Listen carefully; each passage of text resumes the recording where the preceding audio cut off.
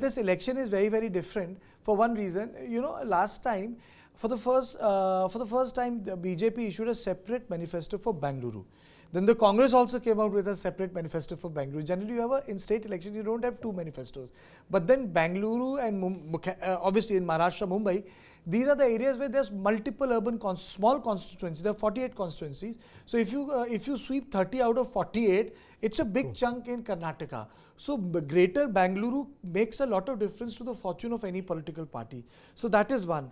Second thing I'm interested in, what AAP is going to do in Karnataka. The third thing for me is the Voka-Ligga factor. Because Voka-Liggas are spread across southern Karnataka, but they have a presence in northern Karnataka also. BJP has done away with Muslim reservation and distributed the reservation equally to Voka-Ligga and Lingayat.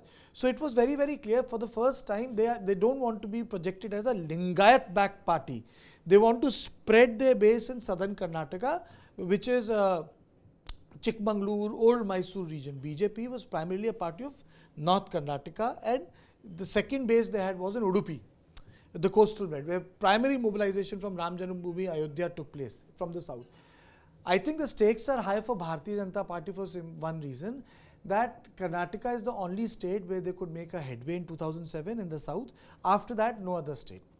For Congress, it is important because they have no other powerful state. Congress was part of a coalition. They lost it to Bharatiya Janata Party.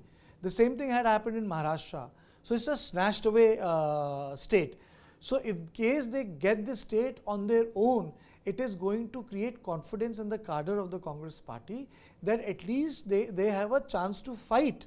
Because it's not one election. We are looking at Rajasthan, Chhattisgarh, Madhya Pradesh, Mizoram, and then we have Telangana at the end of this year. Because last time around, KCR was very smart. Perhaps he understood that there is a Modi wave. So he preponed the assembly elections. Because Telangana elections or Andhra elections or Odisha elections used to be with Lok Sabha. He preponed it. And he came back with having a good majority. So that election is also there. So it is very important. If they lose Karnataka, they will lose momentum in Telangana, Bharatiya Janata Party.